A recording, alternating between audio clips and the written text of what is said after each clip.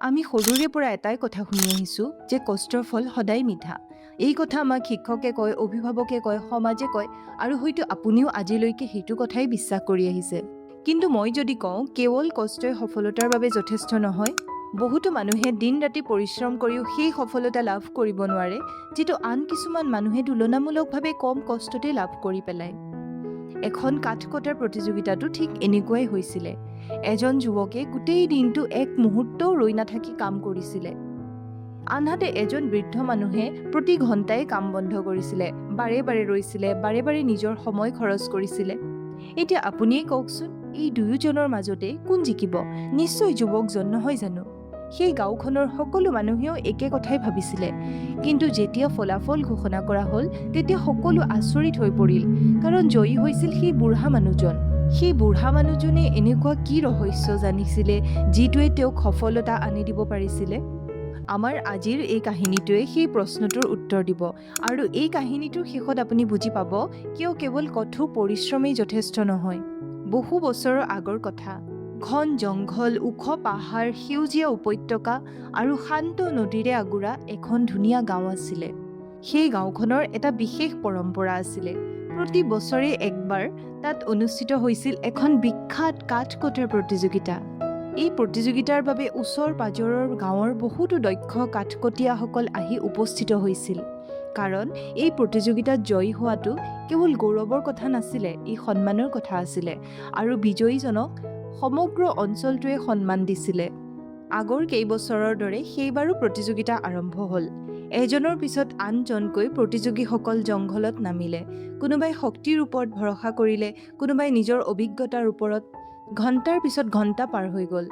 কিছুমান প্ৰতিযোগী সোনকালে ক্লান্ত হৈ পৰিলে, কিছুমানৰ হাতত শক্তি শেষ হৈ গ'ল। এনেদৰে এটাৰ পাছত এটা পৰ্যায় পাৰ হৈ গ'ল, আৰু অৱশেষত বাকী থাকিল মাত্ৰ দুজন প্ৰতিযোগী। সমগ্ৰ গাঁওখন উত্তেজনাৰে ভৰি পৰিল, কাৰণ মাত্ৰ ফাইনেল প্ৰতিযোগিতা বাকী আছিলে। প্ৰথম প্ৰতিযোগীজন আছিল এজন যুৱক। তেওঁ দেখিবলৈ শক্তিশালী আছিলে, আত্মবিশ্বাসেৰে ভৰা চকু। তেওঁ অঞ্চলটোৰ অন্যতম শক্তিশালী কাঠকটীয়া আছিলে। বহু মানুহে আগতেই ভাবি লৈছিলে এইবাৰৰ বিজয়ী এই যুৱকজনেই হ'ব। যুৱকজনেও সেই কথাই বিশ্বাস কৰিছিলে। আনহাতে দ্বিতীয় প্ৰতিযোগীজন আছিলে এজন বৃদ্ধ কাঠকটীয়া। তেওঁৰ মুখত বয়সৰ চিন আছিলে, শৰীৰ ডেকা মানুহজনৰ দৰে শক্তিশালী নাছিলে। তেওঁৰ চকুত কিন্তু কিবা এটা বিশেষ আছিলে, তেওঁৰ এক স্থিৰতা আছিলে, আৰু বহু বছৰৰ অভিজ্ঞতাৰ আত্মবিশ্বাস আছিলে। 40 বছৰ বয়সতকৈও অধিক কাল তেওঁ জংঘলত খৰি কাটি পাৰ কৰিছিলে। তেওঁ ধুমুহা দেখিছিলে, কষ্ট দেখিছিলে, খৰাং দেখিছিলে, কিন্তু মানুহসকলে সেইবিলাক দেখা নাছিলে। তেওঁলোকে কেৱল এজন বুঢ়া মানুহকহে দেখিছিলে। যেতিয়া বৃদ্ধজন মঞ্চলৈ আগবাঢ়ি আহিলে, কিছুমান গাঁওবাসীয়ে নিজৰ মাজতে পাতিলে, এই বুঢ়া মানুহজনে ফাইনেল খেলিব নেকি? আন এজনে ক'লে, এই যুৱকজনৰ আগতনো এওঁ কিমান সময় টিকিব পাৰিব?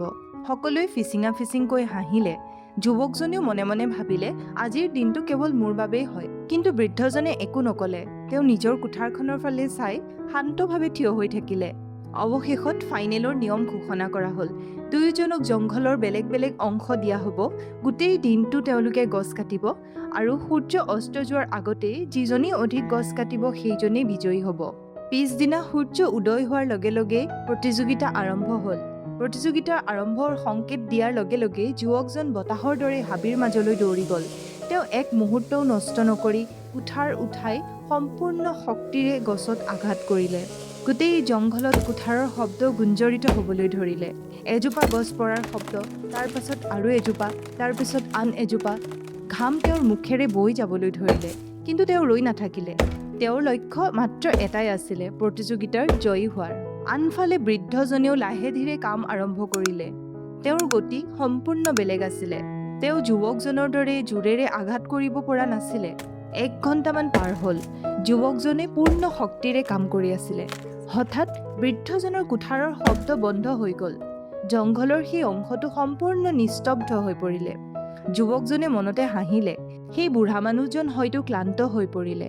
অলপ সময়ৰ পিছত আকৌ বৃদ্ধজনৰ কুঠাৰৰ শব্দ শুনা গ'ল, কিন্তু অলপ সময়ৰ পিছতেই পুনৰ শব্দ বন্ধ হৈ গ'ল। যুৱকজনে ভাবিলে তেওঁ বাৰে বাৰে বিশ্ৰাম লৈ আছে, এই প্ৰতিযোগিতা কেৱল মোৰ। এনেদৰে গোটেই দিনটো চলি থাকিলে। বৃদ্ধজনৰ কুঠাৰৰ শব্দ শুনা গৈছিল, আকৌ বন্ধ হৈছিল, পুনৰ শুনা গৈছিল, পুনৰ বন্ধ হৈছিল। তেওঁ যেন প্ৰতি ঘণ্টাই কাম এৰি ভাগৰত বহি পৰিছিলে। আনহাতে যুৱকজনে তেওঁ এক মুহূৰ্তৰ বাবেও ৰোৱা নাছিলে। তেওঁ ভাবিছিলে, যিমানেই বেছি কাম কৰিম মই আজি সিমানেই বেছি ফল লাভ কৰিম। তেওঁৰ কান্ধ ভাৰী হৈ পৰিছিলে, তেওঁৰ হাতত বিষ আৰম্ভ হৈছিলে আৰু তেওঁ কোঠাৰখন লাহে লাহে ভুটা হৈ গৈছিলে। কিন্তু তেওঁৰ মনত কেৱল এটাই কথা ঘূৰি আছিলে, মই জিকিব লাগিব। সূৰ্য পশ্চিমলৈ ঢলি পৰিলে, সন্ধিয়া নামি আহিলে আৰু প্ৰতিযোগিতাখন সমাপ্তি ঘোষণা কৰা হ'ল। যুৱকজন সম্পূৰ্ণ ক্লান্ত হৈ পৰিছিলে, কাপোৰবোৰো ঘামেৰে তিতি গৈছিলে, তেওঁৰ হাত দুটা কঁপি গৈছিল বিষত, শৰীৰটো অৱশ হৈ পৰিছিলে। কিন্তু নিজৰ কটা গছৰ দমটো দেখি তেওঁ সন্তুষ্ট হৈছিল। তেওঁ নিশ্চিত আছিলে যে মই আজি জিকিমেই। ফলাফল ঘোষণা কৰাৰ বাবে প্ৰত্যেকজন গাঁৱৰ মানুহ পুনৰ সমাবেত হ'ল। সকলোৱে উৎকণ্ঠাৰে অপেক্ষা কৰি আছিলে। যুৱকজন গৰ্বেৰে থিয় হৈ আছিলে, আনহাতে বৃদ্ধ কাঠকটীয়াজন শান্তভাৱে ৰৈ আছিলে। আচৰিত কথা, তেওঁক ইমান ক্লান্ত যেন লগা নাছিলে। যুৱকজনক এই কথাটোৱে আচৰিত কৰি তুলিলে। অৱশেষত ফলাফল ঘোষণা কৰিলে। বৃদ্ধ কাঠকটীয়াজনকে সেই বছৰৰ বিজয়ী বুলি ক'লে। কাৰণ বৃদ্ধজনে কটা গছৰ পৰিমাণ যুৱকজনৰ প্ৰায় দুগুণমান আছিলে। সেই মুহূৰ্তত যেন সময় থমকি ৰ'ল। গাঁওবাসী আচৰিত হৈ পৰিলে। যুৱকজনো আচৰিত হৈ গ'ল। তেওঁ নিজৰ কাণকে বিশ্বাস কৰিব নোৱাৰিলে। এইটো কেনেকৈ সম্ভৱ হ'ব পাৰে? তেওঁ গোটেই দিনটো 1 মিনিটৰ বাবেও ৰোৱা নাছিলে আৰু বৃদ্ধজনে বাৰে বাৰে ৰৈছিলে, তথাপি কেনেকৈ অধিক গছ কাটিব পাৰিলে? অৱশেষত যুৱকজন বৃদ্ধজনৰ ওচৰলৈ গ'ল আৰু সন্মানেৰে সুধিলে, মই এটা কথা বুজি পোৱা নাই যে মই 1 মুহূৰ্তৰ বাবেও ৰোৱা নাছিলোঁ। আপুনি বাৰে বাৰে কাম বন্ধ কৰিছিলে। মই আপোনাতকৈ যথেষ্ট শক্তিশালীও আছিলোঁ, অধিক পৰিশ্ৰম কৰিছিলোঁ। তথাপিও আপুনি কেনেকৈ জিকিলে? বৃদ্ধজনে লাহেকৈ ক'লে, তুমি ঠিকেই কৈছা, মই প্ৰতি ঘণ্টাই ঘণ্টাই ৰৈছিলোঁ। কিন্তু যেতিয়া তুমি মোৰ কোঠাৰৰ শব্দ শুনা নাছিলা, তেতিয়া মই বিশ্ৰাম লোৱা নাছিলোঁ।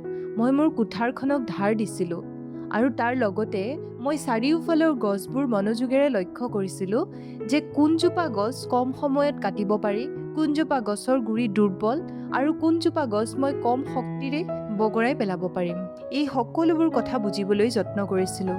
তুমি যিজোপা গছ প্ৰথমে পাইছিলা তাকেই কাটিবলৈ আৰম্ভ কৰিছিলা, কিন্তু মই প্ৰথমতে ভাবিছিলোঁ, তাৰ পাছতহে আঘাত কৰিছিলোঁ।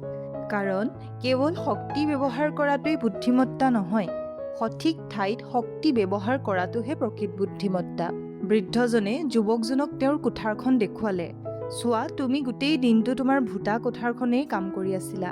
তাৰ ফলত প্ৰতিটো আঘাতৰ লগে লগে তোমাৰ কষ্টবোৰ বাঢ়ি গৈছিলে। আনহাতে মই যিহেতু কোঠাৰখন ধাৰ দি থৈছিলোঁ, সেইবাবে মোৰ প্ৰতিটো আঘাত অধিক ফলপ্ৰসূ হৈছিলে আৰু মই কম শক্তিতে অধিক কাম কৰিব পাৰিছিলোঁ। যুৱকজন নিমাত হৈ গ'ল। তেওঁ নিজৰ কোঠাৰখন চালে, কোঠাৰৰ ধাৰ সম্পূৰ্ণ ভুটা হৈ পৰিছিলে আৰু তেওঁ স্পষ্টকৈ বুজি পালে যে গোটেই দিনটো তেওঁ কঠোৰ পৰিশ্ৰমেই কৰি থাকিলে, কিন্তু বৃদ্ধজনে পৰিশ্ৰম কৰাৰ আগতে চিন্তা কৰিছিলে, কাম কৰাৰ আগতে পৰিকল্পনা কৰিছিলে আৰু শক্তি খৰচ কৰাৰ আগতে সঠিক দিশটো বাছি লৈছিলে। সেই মুহূৰ্তত যুৱকজনে জীৱনৰ বাবে এক মূল্যৱান শিক্ষা লাভ কৰিলে। তেওঁ বুজিলে যে সফলতা কেৱল অধিক পৰিশ্ৰম নহয়, সফলতা আহে সঠিক চিন্তা, সঠিক কৌশল আৰু ধাৰাবাহিক আত্ম-উন্নয়নৰ ফলতহে। বন্ধুসকল, এই কাহিনীটো কেৱল এজন যুৱক আৰু এজন বৃদ্ধ কাঠকটীয়াৰ কাহিনী নহয়, ই আমাৰ প্ৰতিজনৰে জীৱনৰ প্ৰতিচ্ছবি। আজিৰ পৃথিৱীত বহু মানুহ দিন ৰাতি ব্যস্ত হৈ থাকে, ঘণ্টাৰ পিছত ঘণ্টা কাম কৰে, কিন্তু নিজকে ৰৈ সুধিবলৈ পাহৰি যায়, মই সঠিক কামটো কৰিছোঁনে? মোৰ সময় আৰু শক্তি সঠিক ঠাইত বিনিয়োগ কৰিছোঁনে? আৰু এইখিনিতেই সফল মানুহ আৰু সাধাৰণ মানুহৰ মাজত পাৰ্থক্যৰ সৃষ্টি হয়। সফল মানুহসকলে এই কথা ভালদৰে জানে যে কেৱল ঘণ্টাৰ পিছত ঘণ্টা কাম কৰিলেই সফলতা নাহে।